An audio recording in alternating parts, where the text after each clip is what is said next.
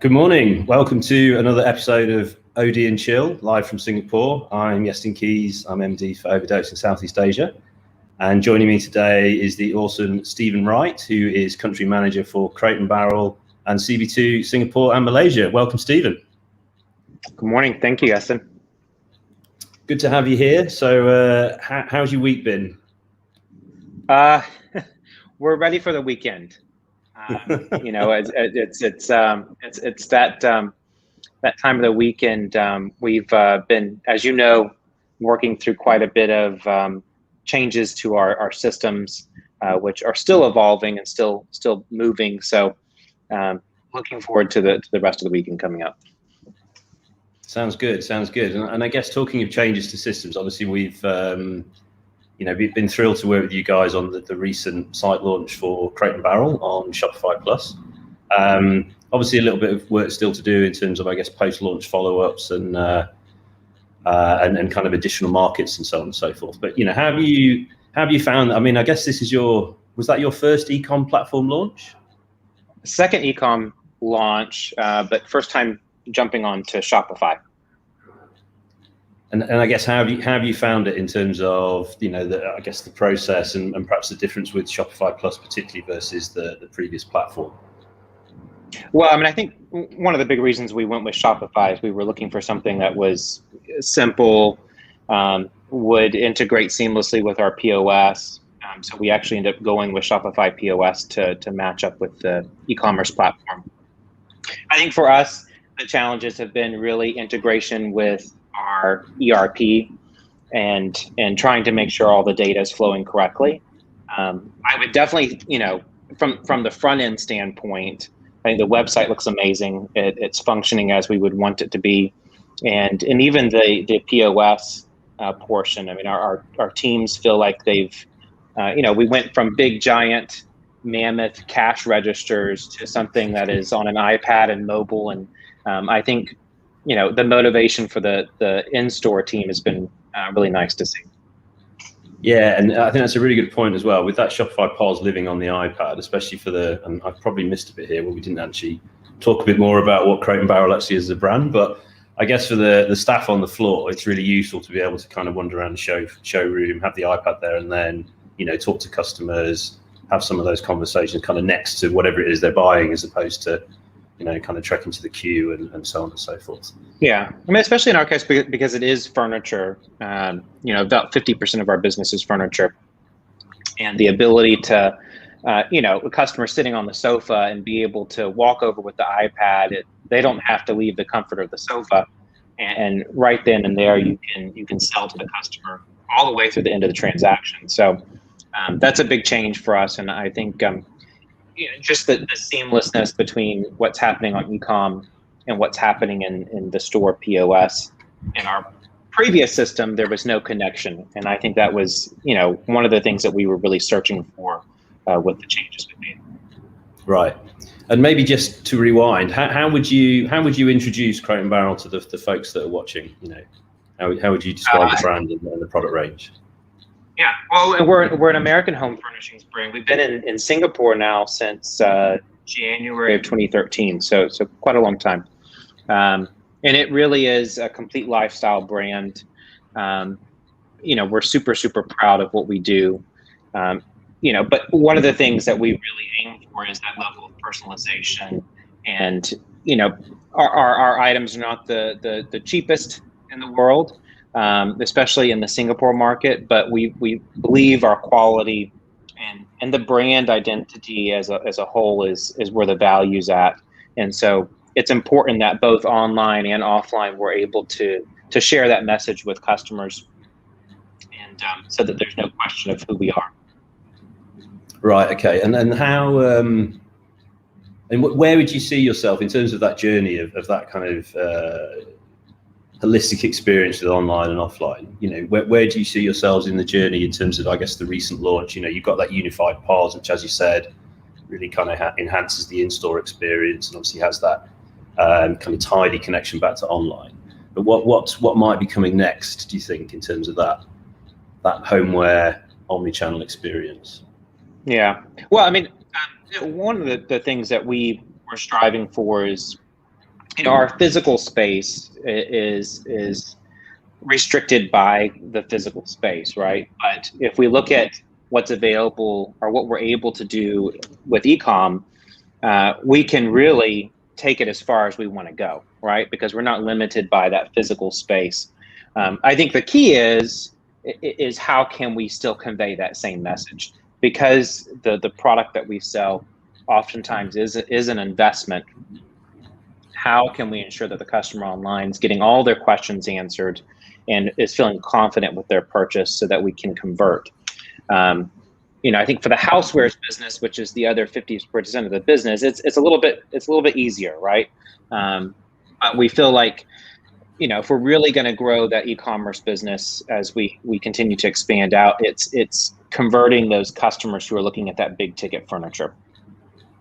Yeah, it's interesting, isn't it? Because there's kind of a paradox there, because those big ticket items, they're kind of inherently real world. They're inherently physical. You want to see them, you want to walk around them, you want to touch them, you want to ask questions. Yeah, obviously I guess we're kind of still in COVID. Hopefully the kind of end is in sight. But I guess at the start of that, that's really forced a lot of retailers in much more traditional physical retail space to think about how to replicate that experience effectively online, because otherwise you've got no way of talking to your customers. Yeah, I think for us, the path forward when it comes to this is how do we link the sales associate in the store with the customer online, in a live, way, which there are tools out there, and we're exploring how we can do that beyond just your normal live chat options that we have now. But the other thing is making sure that the visuals that we're presenting to the customer are as in depth as possible. So videos, maybe even videos of people sitting on the furniture, or close-ups of fabric, because these are the things that people, if you're looking at a sofa, you're usually, there's a couple things that are going to stop you from converting, because you need the size to fit. That's easy to convey online. The price needs to be right. You can also see that. But the big one is comfort. You spend a lot of time on your sofa. How does it feel? And that is the challenge online, is how do you share that with a customer who's not physically interacting with the product? But we believe that it is possible to do that. And, when we talk about where we are on that journey, that's where we're going. Because for us in Singapore as if you know, it's a very small, physically small, population small. So the Singapore market on its own, you can't stop there, right? You've really got to be looking at the region as a whole. And we can't put a physical space in every place we would want to be in the region. So we need to be able to attack that in a virtual way.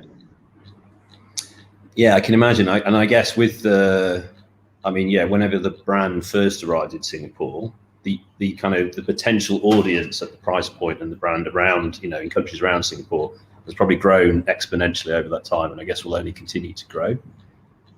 So it'd be really interesting to see how you guys leverage the site to kind of actually get into net new markets.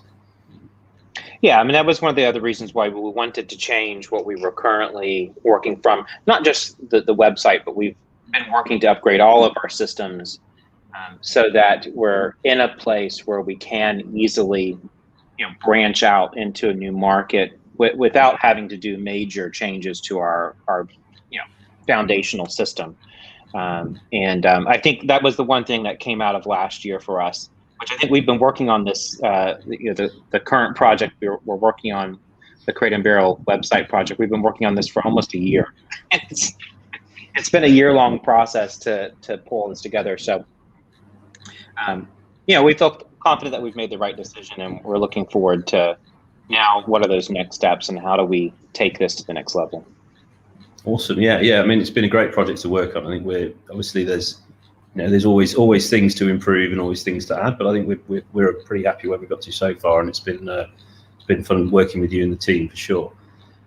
Just reflecting on that journey, because as you said, the website is kind of one part of that, and there's kind of a whole suite of things in the background in terms of data, inventory, warehousing, in-store experience, staff. I guess for a lot of people watching, this is probably quite interesting because, you know, in those businesses that have fundamentally grown around an offline offering for good reason, like buying sofas, for example, it must seem quite daunting to go, okay, well, how do we move this online, or at least how do we even have online as a viable option? So what would your reflections be on all of those pieces in that journey? And I guess how, without giving too much away, I guess, how was that change driven within the organization? Yeah, I mean, I think first of all, just you have to, at this point, I think we all know it, you've got to keep evolving. I mean, right now, when I look at, what I'm paying attention to, it's definitely, it's not what's happening right now. It's what we're going to be doing next year or the year after. Just because the landscape is changing so quickly. I don't know where it was. I heard recently, someone saying, if you're in retail, you're in IT, and that is, that's true, right? I mean, it's no longer just open your doors and wait for some customers to come into the store, put a newspaper ad out every now and then. That's just not going to do anything for you. And there's so much competition, and it's coming from absolutely everywhere. So I think for us, it's just realizing that we have to keep evolving if we're going to stay relevant. We're lucky because our brand principal does such an amazing job with the product, right? And that part, luckily, we don't have to worry about. Yeah. So for us, it's just how do we get that product to customers here in our market? I think the other big thing for us is, I think over the years, maybe in the early years, it was just try to put a Band-Aid over it, or small fix here, small fix there. But really, honestly, if you don't just step out and take a look at the whole system and say, is this working? Then you'll never get to the point where things are fully integrated, and that is what will allow us to grow quickly. Is that integration, that level of integration where the system is talking to all of the other systems, and it's automated to the furthest extent it can be automated. Those are the things that will allow us to grow efficiently. Yeah, that's the trick, isn't it? It's, as you say, it's that connection and automation, and that obviously allows because I guess the data is ultimately the baseline of that picture of your customers, and what you want is that to kind of move seamlessly between all of the touch points. Is that I guess that's the thing for you guys, right? I mean, you must have in the kind of customer base, you must have kind of Uber spenders who come in and kind of redo their whole house every couple of years. And I mean, we definitely do. There's definitely those customers who shop with us regularly and spend a lot. But the majority of our customers maybe will spend $250 to $500 a year. So because we offer such a wide range of products, both those small houseware items, to the big furniture, you have a lot of people that maybe they're not buying their furniture with us, but they're coming in and buying their dinner plates and their drinking glasses, and those customers actually tend to repeat and come into the store or go online quite often. Those smaller basket size.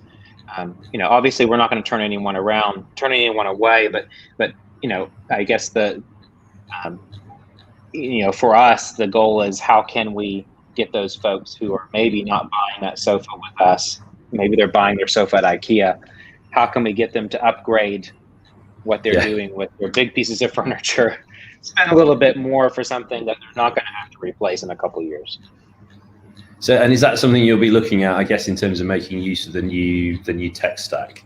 I guess, if people are buying dinner settings or dinnerware, it starts to become perhaps obvious to talk to them about big ticket items like dining set or dining table and dining chairs. Yeah, I mean, kind of. I mean, I think it's not always so clear, right? I mean, I think for us right now, it's really establishing that baseline of data and then saying, okay, maybe if someone's buying dinnerware, we know that this person, or wine glasses, they like to entertain. So where can we go with that? Is it that when we've got a new entertaining collection coming in, marble serveware, this is a person we want to reach out to. Maybe it's a bar cart. So maybe it's starting off with those smaller suggestions before we jump all the way to the dining room table. What's something that maybe someone doesn't have to think so much about, like a bar cart, like a bar trolley? If you entertain a lot, that would be something really fun, a nice conversational piece. And it's not something that you have to think so much about, like a dining room table, which would be more difficult to convert. Yeah. And what about, and we touched on this briefly, but what are some of the, I guess, challenges of converting those big kind of higher investment items specifically online? I mean, you've obviously had an online store for a while. Obviously, it's a new one at the moment, but you'll have some of that insight in terms of, I guess, drop-offs on product pages. People who are clearly there's clearly intent there, but then they don't actually convert. What do you think those barriers might be? I mean, I like what we said. I mean, obviously, when you're talking about a certain price point, and also with your bigger furniture, people oftentimes do want to experience it in person. So what we find is a lot of our customers will actually start their journey on our website. They'll view the furniture. They might even write in through live chat or through a form to get more information. And then they'll make their way down to the physical store to interact with the product in person. And then one of two things happens. Either they close there in the store, but a lot of times they end up going back home, and we end up seeing that transaction closed at home online. So, it's hard. It's hard just to look at that initial session on the website where the customers looked at something and then, just make the assumption that we've lost that deal. Now, the great thing now, we didn't have the connectivity between our in-store experience and our online experience previously. Now we do. And so now we'll be able to see, did that customer make their way into the store and close in store? So maybe that website didn't generate the sale, but it generated the lead, which led to the sale. Yeah, and you've got that single view of the customer throughout the different stages of kind of consideration and decision making before they actually kind of pull the trigger on the purchase. Exactly. So obviously, you've been in retail pretty much your whole career. What are the things that really stand out for you, I guess, in a broader retail sense, but obviously also in kind of homeware and houseware in terms of, I guess, the last 18 months?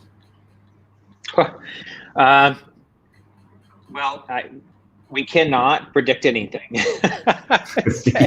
I mean, it has been a wild couple years. Last year going into COVID, we really did not know what to expect. In fact, we made decisions that we ended up regretting because, we place our purchases for product 8, 9, 10 months in advance. And so as we were heading into, the lockdowns and kind of like the scariest time of the pandemic, we pulled back on a lot of our orders. And I know a lot of other companies have experienced this, right? Well, then lockdown, occurred here in Singapore, and our sales went, skyrocketed. I think our online sales were up 900% year over year. It was, ridiculous. And by the time we left 2020, we had sold basically everything we owned. I think for the first time in our history, our holiday, we had 100% sell-through. We've never experienced 100% sell-through. So it was, last year was crazy. And then coming into 2021, things have evolved, at least here in our market. I think we were up against not having a lot of stock because we had not placed enough orders. And then, I think worldwide there is an issue with transportation, getting product. And so, we're still, I think we're looking forward to this holiday season because we have we should be finally caught up on our product and have product in stock again. And with all of our new systems, we feel like we're going to be set up to have a really successful season. But I think customers, as far as what they've been buying, there's been waves. In middle of 2020, it was kitchen. Anything for the kitchen. It didn't matter what it was. We could have put the strangest gadget online and it would sell out. And then we went into the holidays, and because people couldn't travel, our entertaining wear, so things that to entertain at home, really became the driver of our business. So I don't know what the next 12 months are going to look like. I have no idea. We're just in a position right now where we're putting our foot to the metal, or putting our pedal to the metal, I should say, and we're just going to make sure that we have the stock, because I think that was the biggest learning last year. Is you just need to have the inventory, and we'll ride whatever comes our way over the next 12 or 24 months.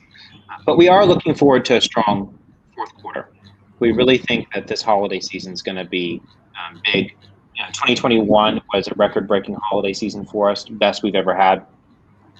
So we may not need to do that again, but we're ready for it if the customers are ready to spend. It's really interesting because, as you say, I'm sure that pretty much, there can't have been many retail sectors that didn't enjoy, particularly those associated with not traveling, spending more time at home. There can't be many retail sectors that didn't enjoy a significant boost over the last 18 months. But I think what's interesting is to hear you mention how, there was still some seasonal variation in there. So at one stage, for some reason, it was all about the kitchen. And then as you get into the time when perhaps people would normally be traveling, people can't travel, so they can't go anywhere. So there's lots of home entertainment or home entertainment items. Do you think you'll be able to kind of continue to derive those insights? Because I guess, at one level, all retailers will just benefit from the fact that, okay, all of a sudden more people are shopping online. But I think it's really interesting that you guys are already kind of, okay, well, we can see some trends there that we're able to respond to. And then obviously, if you've seen those trends, can you then start to anticipate those in the future? I think to a degree. I think the big spike in kitchen in particular, so cooking. When we talk about kitchen, we're really talking about cooking and food prep. I think that was an outlier, specifically because we went into a lockdown where people could not even go out and eat, right? Yeah. And all of a sudden, everyone and their neighbor decided they were going to learn how to bake. It was just that was a moment in time. But we have taken away from that. For years in our local market, we had actually been trimming our kitchen assortment. And a big reason for that is there's a lot of competition with kitchen. That's one of the very few product groups that we offer that's not exclusive to Crate&Barrel. We do have some exclusive elements there, but your Smeg blender and your Ninja air fryer, these are not exclusive. You can find these products. And so we had been moving away from that and just focusing on our exclusive product. But what we found is our database, our Crate&Barrel customer, they trust us. They enjoy shopping with us. And so we're actually pushing a lot heavier into some of that branded product to lift up our exclusive product sales. And the website has allowed us to do that, because prior to having a website, which we launched into 2018, everything had to be displayed in the store. But now we can experiment, we can test, we can say, okay, we want 20 different types of blenders because there's 20 different customer needs out there, and we can do it. So I think coming out of last year, we made that commitment just to ensure that we're still bringing things in that are representative of the brand and what our customers want, but feeling confident that if we offer it, our database, the customers who trust us, maybe they won't go to one of the department stores or Amazon, or Lazada and buy this. Maybe they will buy it with us because they are enjoying their membership, their loyalty points, whatever it is that's driving them to stick with Crate&Barrel. And yeah, it's a good thought. I've got some questions. So actually, before we answer that question, just for those folks who are joining now, I'm here today with Stephen Wright on OD and Chill. Stephen is country manager for Crate&Barrel, Singapore and Malaysia. So please fire through the questions and we'll do our best to answer them. I think coming up here, we've got one from Luke. So he says, hey, Stephen, Iestyn, in terms of promoting Crate&Barrel to the Southeast Asian market, have you found any unique challenges in the marketing space in Southeast Asia? And do you take a different approach compared to your other markets, such as, I guess, the States, where you are, it's probably, your kind of home turf? Yeah. Well, I mean, definitely, I think, although we've been in Singapore for a while now, so there, in Singapore itself, there is brand recognition there. Right. But certainly, it is, we're utilizing social media a lot in the market. We've had really good success with those campaigns. But as far as what we're marketing, we cannot just take exactly what the U.S. is doing, and that really has a lot to do with the way people live in Southeast Asia. We're living in much smaller spaces. There's also not, a lot of the cultural history of throwing a wine and cheese party in Singapore. People do it, but is that culturally ingrained in the same way that in the U.S. there's this assumption around things? So yeah, we have to we oftentimes will take what the U.S. is doing and then we localize it. We might change out the furniture to something that's more space conscious. We will try to localize a lot of the recipes that we put out there using local influencers. We have to. And then as we're pushing out into other markets like Malaysia, then it's really this brand identification message that we're having to push out there and get the customer base, again, to find that trust in us that Singaporeans have, I think, come to understand, but in other markets wouldn't exist yet. Right. I mean, that's a really interesting thread, actually, because I prior to joining Overdose, I spent a long time in, I guess, FMCG marketing on the agency side, and a kind of global level, but global, regional, local level, and there would often be lots of conversations around, do you localize the brand or do you localize the product? And at what point do you say, well, hang on a minute, we can't change that because that is fundamentally part of the brand? Versus, okay, well, maybe there's some soft edges and we can kind of flex things a bit to make it more relevant. As someone who's kind of been with the brand for a long time, and obviously you know it inside out, how have you seen that pan out here in Singapore? And then I guess, as you say, as you move into new markets, how do you see yourselves, I guess, dealing with that challenge?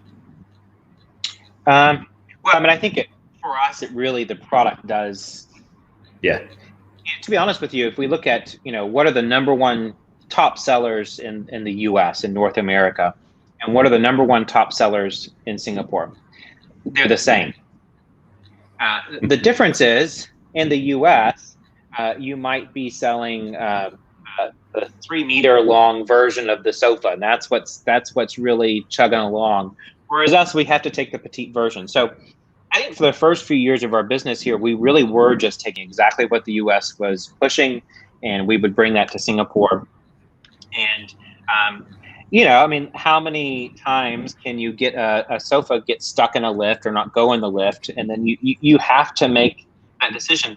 And luckily, our brand principle is really supportive of that, of the localization of the assortment, without losing the brand identity. And in fact, we really mirror the top sellers that the U.S. offers, but we will just shrink it. Yeah. Either that or make it modular, but I think where we have a little bit more freedom is in areas like kitchen. People do cook different cuisines here. So that is an area where we will continue to try to localize further, and find things that maybe aren't being sold in the U.S. at all, but that will work in our market. I think the key is the identity of Crate and Barrel, which is, warm, it's current, it's all about kind of living. It's not stuffy, it's not formal. As long as we're adhering to that, then we feel confident that we're still doing the brand justice.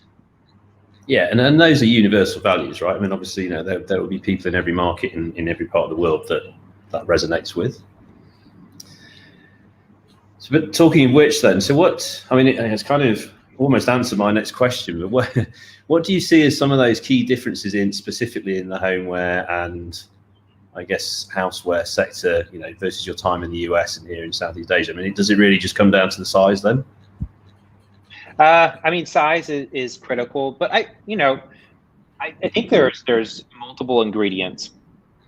If I look at my time in the U.S., I was with Crate for some time before I came here. Even the staff in the store. One of the big challenges is because the Crate and Barrel lifestyle, it really is this kind of American. I mean, it is an American lifestyle. Let's be honest. And the staff that we would hire had never, no one had ever, owned a lot of the things that we were selling. So I think one of the biggest challenges for us was, training. How do we get people to be able to relate to the product? Because in the U.S., it might come natural for someone to talk about the flat sheet on the bed. We all of our bedding has a fitted sheet and a flat sheet. Well, no one in Singapore uses a flat sheet. So how do you explain that to a customer? When you buy the sheet set, you have to get not only your fitted sheet, but you're going to get a flat sheet. So I think those are the kind of challenges, really foundational challenges that we had to overcome, and that's taken some time. So those same trainings that needed to happen with our employees needed to happen with customers as well. I think that's one of the biggest differences. You find things that back in the U.S. maybe I would have taken for granted. Everyone knows what a flat sheet is. And then all of a sudden in a different market, something as simple as a sheet becomes a controversy. Why do we sell this? What is this for? Why do you want two sheets on your bed? And that's been repeated many times. Well, that brings this next question on. Yeah, how has Crate & Barrel handled home styling center services during COVID? Virtually. So we've continued, the entire extent of COVID and every iteration of lockdowns that we've been in.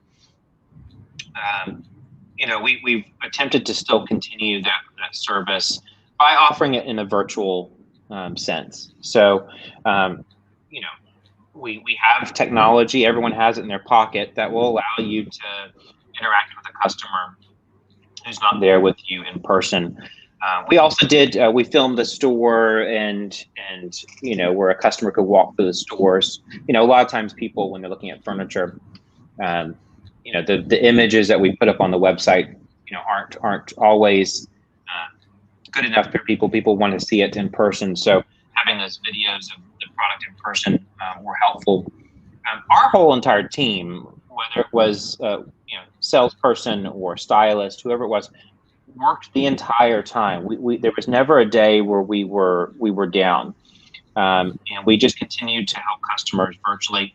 Anyone that came through a live chat, we picked that up right away. Right. And with styling, we were able to do the same thing. We can do proposals, mood boards, floor plans. Everything can be done remotely. But how? And I'll let you answer that one, Stephen. No, this is not true. This you would have thought it. This particular SKU has acquired near mythical status now, I think, with amongst the team. So you might see sales spike now on that particular SKU. We don't have any stock. When it comes in, demand is snowballing. Another question from the net. So how effective is loyalty, membership and rewards to Crate&Barrel and Crate&Barrel customers? It's huge. So we've had a loyalty program since 2018.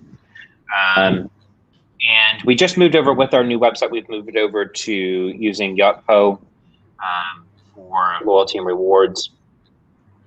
It's really amazing. Once you've got someone into the program and they feel invested in it because they're earning those points. If earning points on a sofa, it's a pretty healthy sum. People pay close attention to it. And anytime we do anything that is, rewarding those customers further, we really see a big spike in business. And our membership program, our goal is to really double the number of people we have in that program by early next year. By the time we get to January, we want it to be double what we're at right now. So we feel like it's really important for us. Again, if you look at, maybe not for sofas, even for sofas, the competition out there for anything is huge. And you really do need to have those customers who are thinking of you first. And the best way to do that is to give them something in return to keep thinking about you. It's as simple as that. Yeah, it's really interesting, isn't it? Because I think we're seeing and talking a lot now about the importance of zero-party data, and obviously, the privacy landscape is changing all the time. The cost of some of the advertising platforms is changing, albeit going in one direction. So I think that's going to become more and more important. And you obviously you have that engagement through, I guess, just brand loyalty and kind of love of the product, but it's also important to I guess, for customers to feel like that's being recognized in a tangible way. Yeah, and I think really making sure that those communications are personalized and, customers feel like you're paying attention to them and what they're doing is critical. I see there's a question about installments. So yeah, this is something that we've just started experimenting with. And I don't have a lot of concrete direction on where we're going with this. We are experimenting with, there's obviously players in the market like Atome, Hula, that offer kind of these, easy installments. I think Pace is another one. And so we're offering this to our customers. I think we have to figure out, how we utilize this to get new customers. What we've been finding is that our traditional Crate&Barrel customer, the person who has been shopping with us and is in our membership, they're not interested in these installment programs. And our pickup from our core customer is not there. So for us, what we've got to figure out, we're going to be working with, a couple of the, installment providers to see how we can do this. But it really is, we need them to bring new customers to us. We are launching a new brand called CB2 at the end of the year online. We do feel like the target audience for that brand is a little bit younger, and it will probably lend itself to being a group that is more apt to take up, these options. Generally speaking, if someone's doing this, they may not have a major credit card. They're just using a debit card, and that tends to be a bit of a younger customer base. Mm-hmm. So we're looking forward to pushing hard for this for our CB2 launch, and really working with the installment providers to market it heavily. And do you feel like there's a kind of I guess a healthy tension there in terms of, obviously, buy now, pay later opens up a new demographic, but at the same time, Crate&Barrel and CB2 are both premium brands. Is there a point where you say, okay, yes, there's this audience, could extend further, but actually, even with buy now, pay later, we still want to have a kind of, we want to protect the price point, we want to protect the brand? Yeah, I think, well, I think when I think about, the customer who is going to utilize BNPL, it's not going to be the customer who's buying. Well, I'm not going to say it's not going to be ever, but primarily, it's not going to be the customer who's buying a $5,000 bed, or even $2,000 worth of our highest end dinnerware. But the customer there who maybe is buying their drinkware at IKEA, right? My drinkware may be a little bit more expensive, but I've got things that can get into that price range. That customer, though, right now is looking at Crate&Barrel and thinking that it's too expensive. So if I can get some of those customers to move over to me by marketing to them through a third party, then I'm going to do it. Yeah. Because for me, it's a mixture, right? I need that high basket size with the furniture, but I also, with the housewares product, I need high volume of transactions. So I'm kind of looking at it from two points, not just that singular place. Yeah, and you also want to refresh your customer base from the ground up, right? Because folks who can't necessarily afford the products, in the 20s, maybe in the 30s, that will be different. And obviously, you want to have them on board with the brand prior to that. Yeah, I mean, definitely. I think, when we look at the Singapore market, it really is the millennials, the younger millennials, the Gen Zs. Those are the customer, that we're going to be targeting over the next 10 years. And, lucky for us, I think this customer is a lot more excited about, spending a little bit more on things that they really love, opposed to sticking with just utilitarian, I just need it because I need to do this. Instead, I want this because it's beautiful, and this is something I want to show off to my friends and enjoy at home. And I guess it's hard to do one of these without talking about them, but marketplaces, obviously they're a big thing here, online marketplaces. Yeah. For you guys, I guess, in the premium homeware and houseware space, how do you, because obviously I think it's different for all brands in different sectors. I think sometimes there's a slightly uneasy relationship, and other times actually the marketplace actually allows, the brand or people in that sector to kind of flourish. How do you guys tend to view them? I mean, is it love, hate, bit of both? Well, I think for Crate&Barrel, there's no hate, mainly because outside of like some kitchenwares items, 99% of what we offer is exclusively ours. Yeah. So no one else is going to have it, and that we do want to keep it that way, right? But obviously, it has created so much. You can buy really cheap furniture online, really cheap furniture. But again, if I look at our customer base, generally someone that is going to shop at Crate&Barrel is going to be a little bit more thoughtful about that quality. And so we don't feel like there's so much direct competition there. And in fact, you might even see Crate&Barrel at some point, Crate&Barrel Singapore, on a marketplace. I think for me, I look at it as we're looking at potentially doing something, because I look at it as another place to gain new customers. And again, if we look at the market, we look at the region, there's a lot of power there and reach in putting yourself in that environment.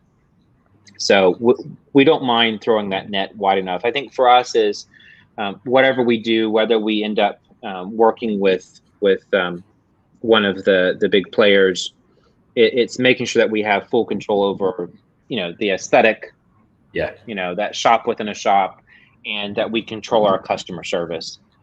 Those are the two big things that are important to us, and without those are non-negotiables. Yeah, 100%. It's interesting, isn't it? Because I often spend quite a bit of time thinking about this, just because of the nature of the retail landscape in the region.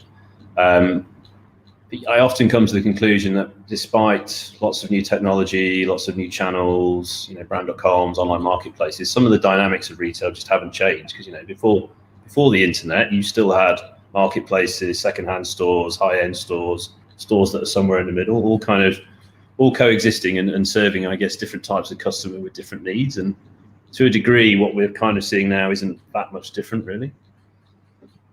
No, I don't think so. I think it's just, it is different in the way, there was a time when I first got into home retail. Actually, we didn't have a website. It's a long time ago. You really just needed to focus on controlling that shop that you were working in, right? Yeah. We do have to look at a lot of different things now, and it does stretch your creative abilities sometimes. But what I would say is our potential of reach is so much greater that it's worth it, right?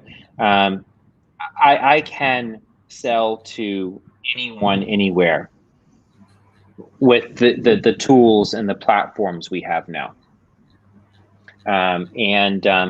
So for all the maybe the struggles and changing systems and upgrading this and upgrading that, and need to add this feature, we do have a reach that we would not have had if we were still living in just a brick and mortar society. Yeah, very true, very true. You mentioned, I guess, when you first started with the brand. So perhaps you could tell us a bit more about your journey from Atlanta to is Atlanta, right? Atlanta to Singapore. Yeah. I was actually I had a different job, and I wanted to get do some holiday. This was a long time ago. This was 2007, I believe, 2007. I wanted to get a little part-time holiday job at Crate&Barrel, after, I had my day job, just so that I could have that holiday discount. I know it's quite common in the U.S. to do these things because you want the discount.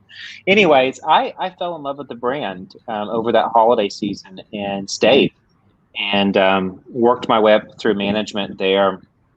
And then I really had a desire to travel and live overseas. It was something I wanted to experience, and I'd made that a goal. And it happened to be that, down the road there, I think it was in early 2012, a memo went out. Basically, Crate&Barrel was expanding internationally, and there were some positions available in these different markets. And at the time, I think it was Dubai, Mexico City, and Singapore were the three markets. And I didn't really know anything about Singapore.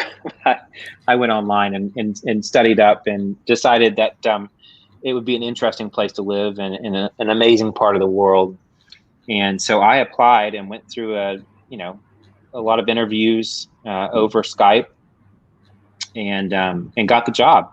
And so I moved here in mid 2012, and I thought I was going to be here for a couple of years to set up the business, and then I'm still here. They won't let me go.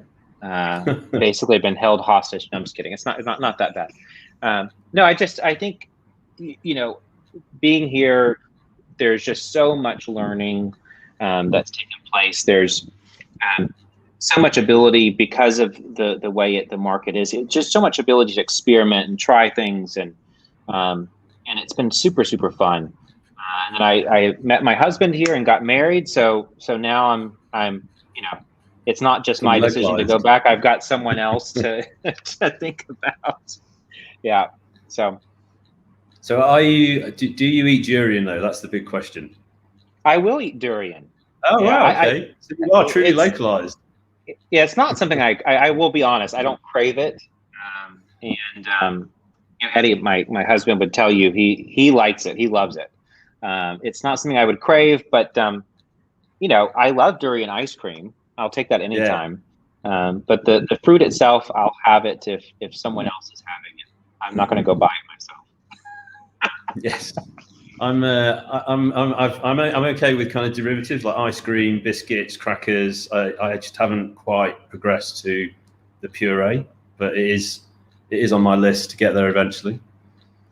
Yeah, I find it, if you can take it out of the shell, then it's okay. I think there's something about, what is it? I don't know what it's called. It's a fruit. What is the husk, I guess? The outside of the fruit. It's a little bit creepy looking. Not a fan of that. If you take it out and just show it to me as the fruit itself, then it's fine. Yeah, and I guess talking about life outside of work. So, I mean, obviously, it sounds like you had a passion for interior design before you really kind of started with Crate&Barrel. Is that still there? I mean, do you kind of spend all week looking at interior design, and then when you get home, you kind of do that for yourself, or have you found now that you need another outlet for, I guess, downtime? Yeah, well, I mean, I have a couple outlets, but yeah, my passion is the product. I have loved anything for the interior, anything for the home for as long as I can remember, since I was a little kid. So it's really a dream job to be able to be surrounded and see other people take this beautiful product and it become something a part of their home. But yeah, I mean, I do other things. I have a bike. I like to ride my bike. I just bought a half bike, which I don't know if you know what that is. It's you Google half bike. It's about to be delivered. That's going to be my new adventure. But yeah, we spend a lot of time at home though. We have a cat and we just sit at home and drink wine and enjoy the hot, humid weather.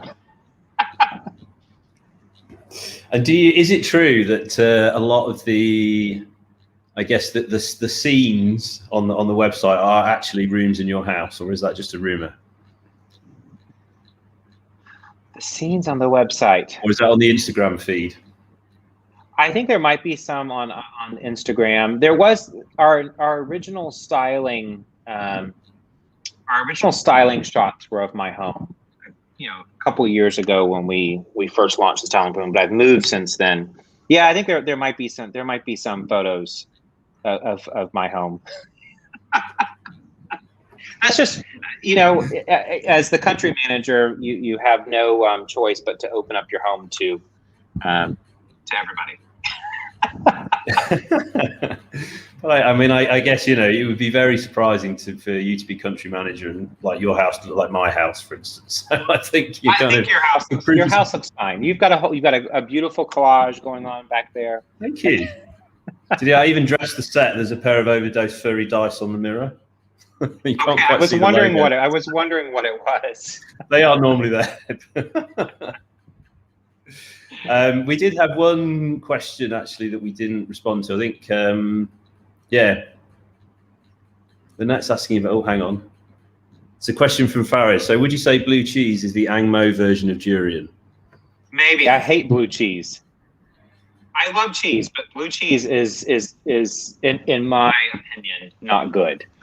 But maybe, I could see it being a good comparison because it smells horrible and it doesn't taste good either. Yeah, it's definitely quite divisive. I think we've had that question already, but no, it's not.